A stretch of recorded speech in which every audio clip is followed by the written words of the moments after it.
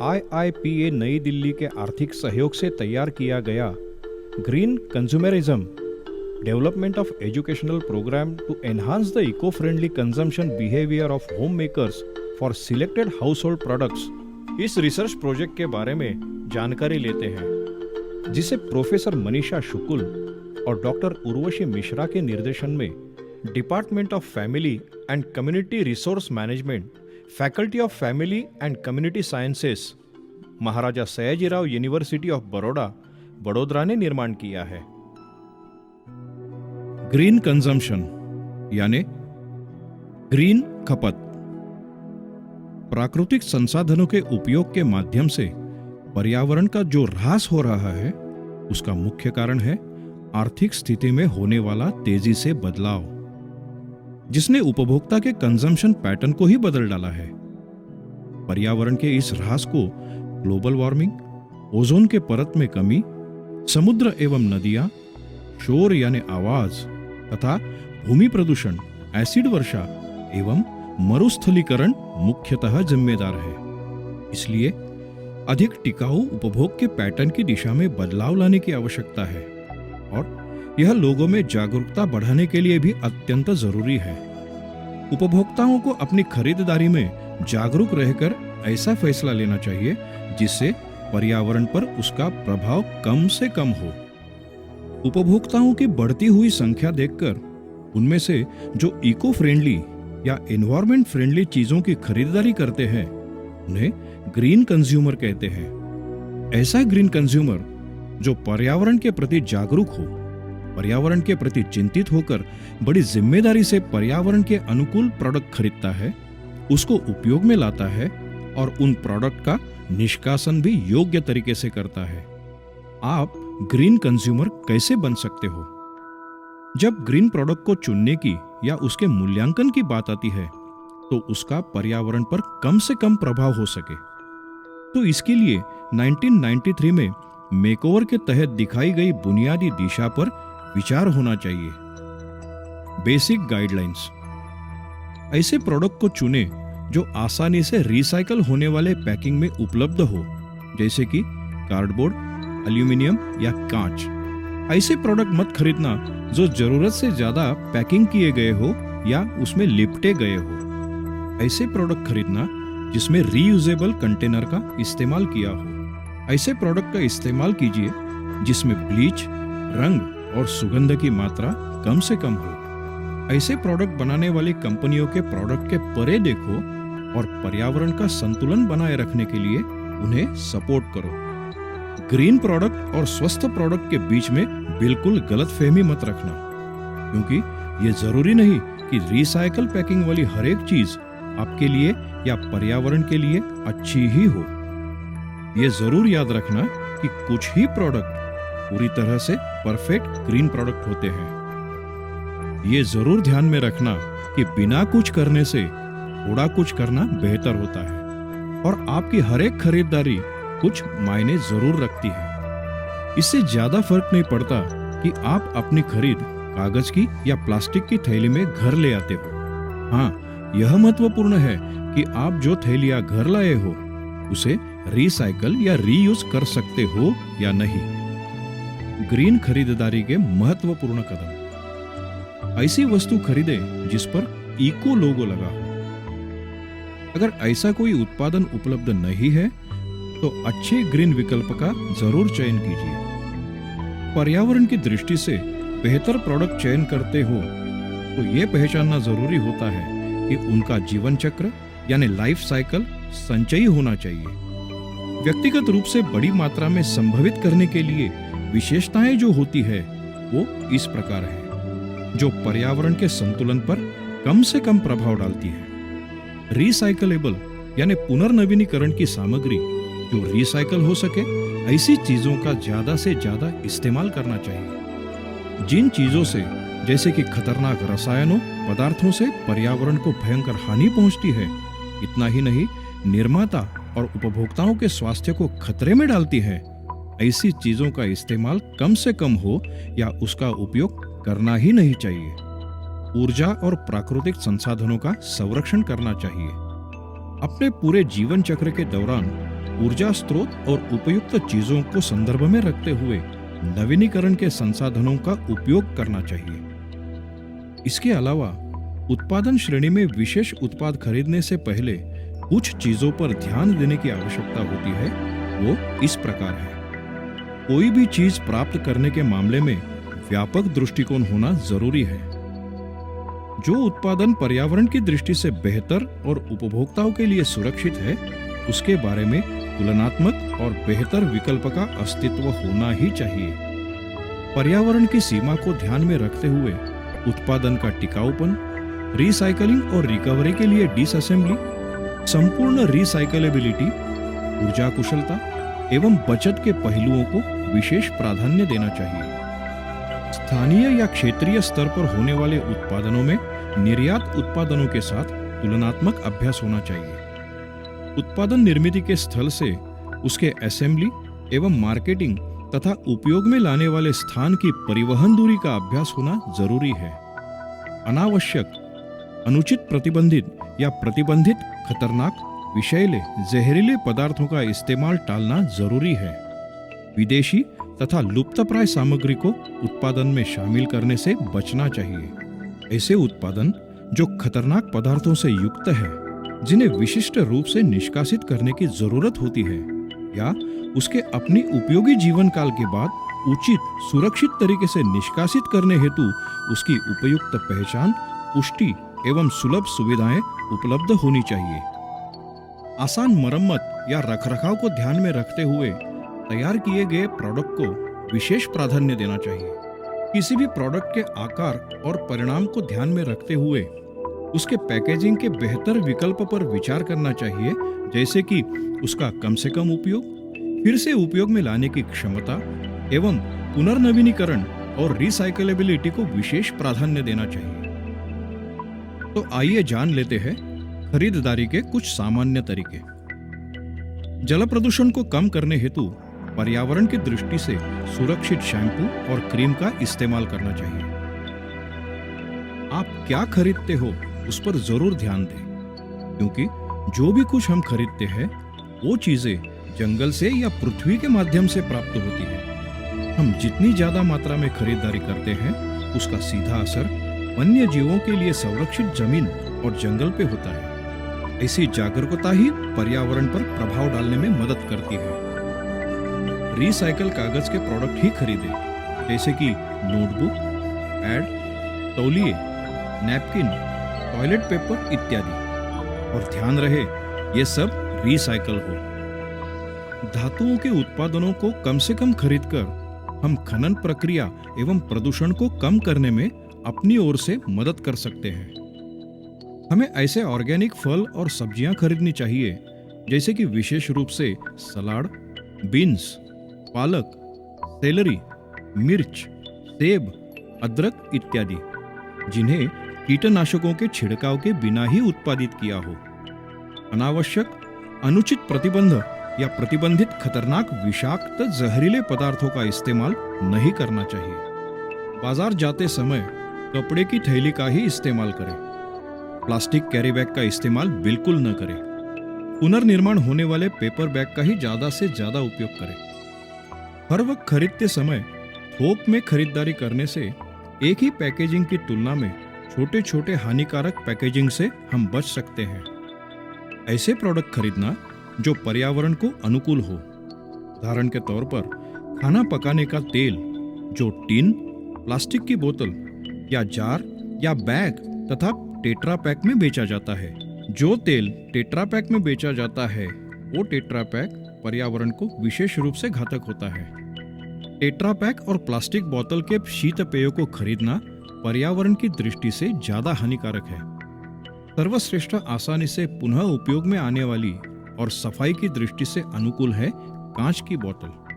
कांच की बोतल में उपलब्ध जैम, केचप, अचार, कॉफी पाउडर इत्यादि की खरीदारी पर्यावरण को अनुकूल होती है, ना कि रिफिल पैक। रिफिल पैक किफायती जरूर होता है, लेकिन वह पर्यावरण के लिए ज्यादा हानिकारक होता है।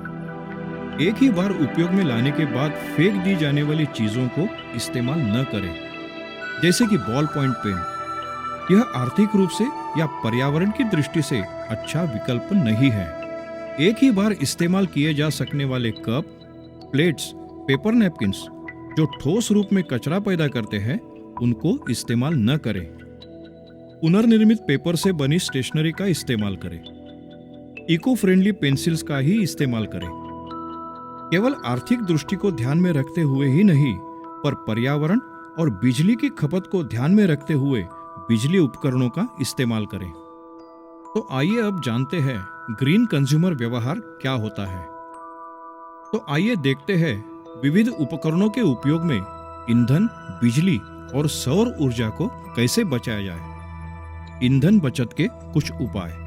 क्या आप जानते हैं ईंधन बचत के सुझावों का ठीक से पालन करने से 30% तक ईंधन को बचाया जा सकता है। खाना पकाने की सभी सामग्री अपनी पहुंच के अंदर ही रखिए और बाद में स्टोव जलाइए।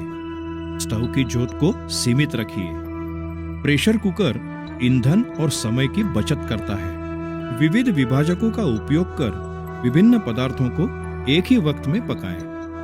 खाना पकाते समय अतिरिक्त ज्यादा पानी की वजह से ईंधन का ज्यादा इस्तेमाल होता है, इसलिए उपयुक्त मात्रा में ही पानी का उपयोग करें। जैसे पानी उबलना शुरू होता है, तब लौ धीमी करें। धीमी आंच पर भी उबलना जारी रहता है।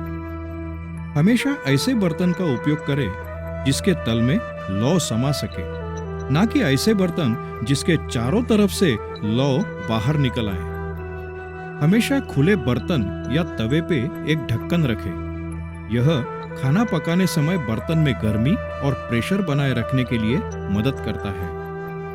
खाना पकाने वाले बर्तन को हमेशा घिसकर साफ रखना चाहिए। उसके अंदरूनी भाग में क्षार के जमाव होने से समय और ईंधन दोनों बर्बाद होते हैं। अगर आपके पास खाली समय हो तो खाना पकाते समय छोटे बर्नर का तथा कम लौ का इस्तेमाल करें, क्योंकि इससे ईंधन की बचत होती है।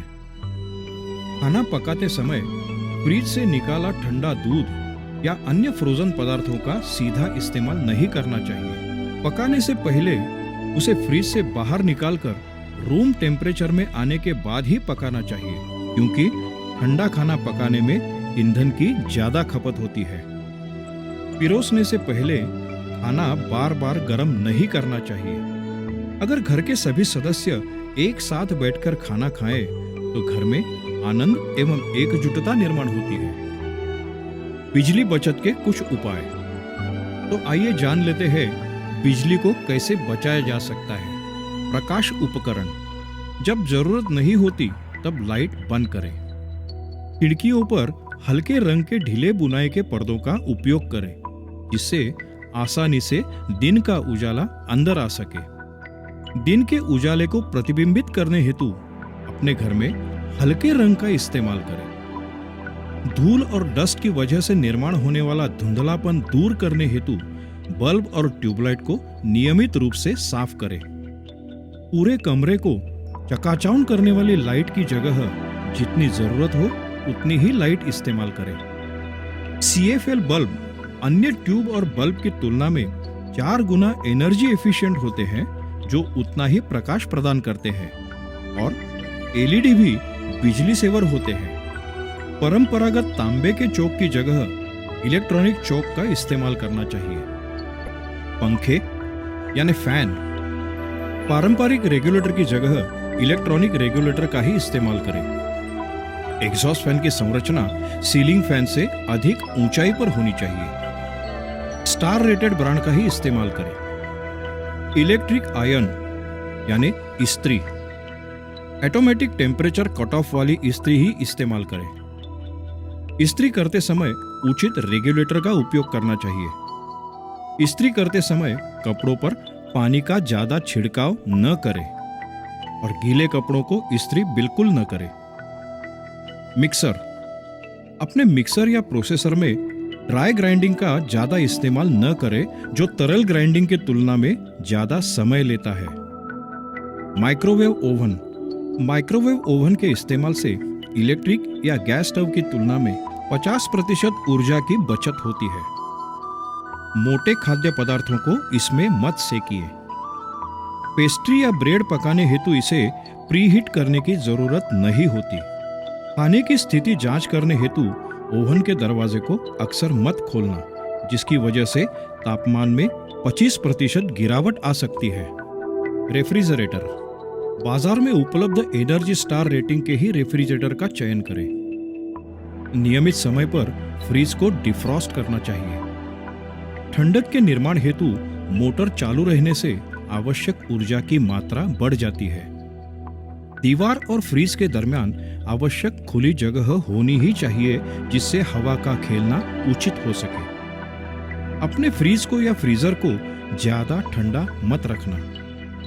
फ्रीज के दरवाजों का सीलिंग एयर टाइट होने की हमेशा जांच कीजिए।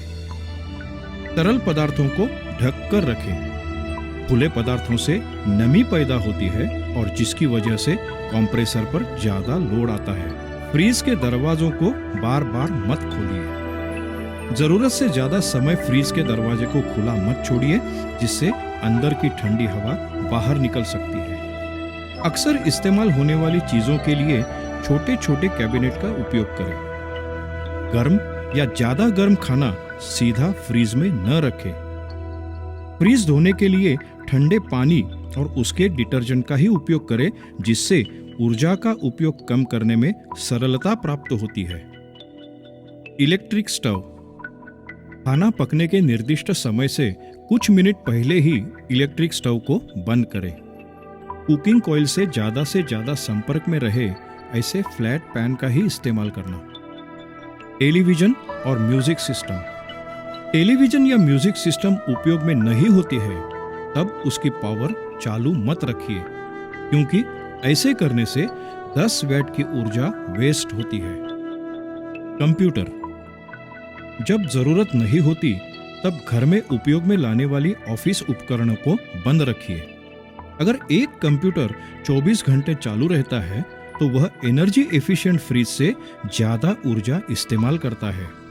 अगर आपको अपना कंप्यूटर चालू ही रखना है तो कम से कम उसका मॉनिटर स्विच ऑफ कर दें, क्योंकि पूरी सिस्टम में आधे से ज्यादा ऊर्जा अकेले मॉनिटर को ही लगती है। स्लीप मोड पर रखने से कंप्यूटर, मॉनिटर, कॉपियर लगभग 40% ऊर्जा में कटौती करते हैं। अपने लैपटॉप, सेलफोन्स या डिजिटल कैमरे के लिए इस्तेमाल होने वाले बैटरी चार्जर को उपयोग में लाने के बाद हमेशा अनप्लग रखें और ऊर्जा की बचत करें। स्क्रीन सेवर कंप्यूटर स्क्रीन को बचाता है, नहीं कि ऊर्जा को। स्टार्टअप या शटडाउन के समय ज्यादा से ज्यादा अतिरिक्त ऊर्जा का इस्तेमाल नहीं होता और उससे कंप्यूटर को कुछ नुकसान भी नहीं होता, बल्कि उपयोग में लाने के बाद कंप्यूटर को बंद करने से उसके पुर्जों का घर्षण कम होता है और ऊर्जा की बचत भी होती है। Washing machine. मशीन के क्षमता अनुसार एक समय पर ज्यादा से ज्यादा कपड़े धो लें। पानी का अधिकतम मात्रा में उपयोग करें। ऊर्जा बचाने हेतु टाइमर का इस्तेमाल जरूर करें। डिटर्जेंट का उपयोग सही मात्रा में ही करें। केवल बहुत ही गंदे कपड़ों के लिए गर्म पानी का प्रयोग करें। रिंस के समय केवल ठंडे पानी का ही इस्तेमाल करें। इलेक्ट्रिक ड्रायर के बजाय प्राकृतिक पद्धति से कपड़े सुखाने से ऊर्जा की बचत होती है। Air conditioners. Energy star rating label लगाए हुए एयर कंडीशन ही खरीदें जो एनर्जी एफिशिएंट होते हैं। ऑटोमेटिक तापमान कट करने वाले एयर कंडीशन को ही प्राधान्य दें। पूरे कमरे में विंडो एसी की ठंडी हवा फैलाने हेतु साथ में सीलिंग फैन का इस्तेमाल जरूर करें। दरवाजे और खिड़कियां ठीक तरह से बंद रखिए। अपने एसी और दीवारों के बीच पर्याप्त जगह छोड़ दो, जिसकी वजह से हवा परिसंचलित हो सके। छत के ऊपर बगीचे की संरचना से एसी का बोझ हल्का होता है। खिड़कियों पर सन फिल्म या पर्दों का इस्तेमाल जरूर करें। गर्मी के मौसम में थर्मोस्टेट को कंफर्टेबली सेट करो, जिसकी वजह से इंडोर या आउटडोर तापमान के बीच फर्क कम रहे और ऊर्जा की भी बचत हो सके। अपने थर्मोस्टेट को सामान्य से ज्यादा ठंड पर मत रखिए। जिसकी वजह से वह घर को तेजी से ठंडा नहीं कर सकता। गर्मी के मौसम में रात के समय थर्मोस्टेट को थोड़ा अप ही रखिए। अगर आप घर से दूर होते हो तब उसे 78 डिग्री फ़ारेनहाइट से लेकर 82 डिग्री फ़ारेनहाइट तक ही रखिए। अगर आप रात को नींद लेते हो तब 68 डिग्री फ़ारेनहाइट से लेकर 60 या 62 डिग्री फ़ारेनहाइट के बीच में ही रखिए। ऐसा करने से कार्बन डाइऑक्साइड का उत्सर्जन कम होता है और ग्लोबल वार्मिंग को निपटने के लिए वह सहायक होता है। आइए अब जान लेते हैं पेट्रोल और डीजल का संरक्षण कैसे किया जाता है। अगर आपके पास कोई कार है तो उसे नियमित रूप से जांचते रहिए। टायर में भी हवा का प्रमाण संतुलित रखिए। गति मर्यादा का जरूर पालन कीजिए और तेजी से एक्सीलरेशन न करें। इन सभी प्रयासों से आपके माइलेज में सुधार होगा और प्रदूषण भी कम होगा, विशेषतः कार्बन डाइऑक्साइड का। अगर जरूरत पड़े तो नई कार खरीदना जो अधिक एनर्जी एफिशिएंट हो और आप उसे सहजता से खरीद सके। अक्षय ऊर्जा को बढ़ावा देने और प्रदूषण को कम करने हेतु इथेनॉल या जैविक डीजल या सीधे वनस्पति तेल पर चलने वाली कार खरीदने का ही विचार करें। लंबी दूरी की यात्रा के लिए ट्रेन या बस जैसे परिवहन का ही इस्तेमाल करें, क्योंकि इससे एक वाहन की तुलना में यात्री प्रति मील कम प्रदूषण पैदा होता है। ऊर्जा बचत और प्रदूषण को कम करने हेतु अपनी यात्रा कंबाइन करें। शॉपिंग की एक सूची बनाने से वारंवार बाजार जाने की अनावश्यक यात्रा से बचें। अब हम जान लेते हैं कि पानी की बचत कैसे की जा सकती है। शॉवर को कम से कम इस्तेमाल करना। इतना ही नहीं, शॉवर में अपने दांतों को ब्रश बिल्कुल मत करना। पानी को बचाने के लिए अपने घर में वाटर एफिशिएंट शॉवर तथा नल को प्रस्तापित करना। नल को खुला छोड़ के ब्रश या दाढ़ी मत करना।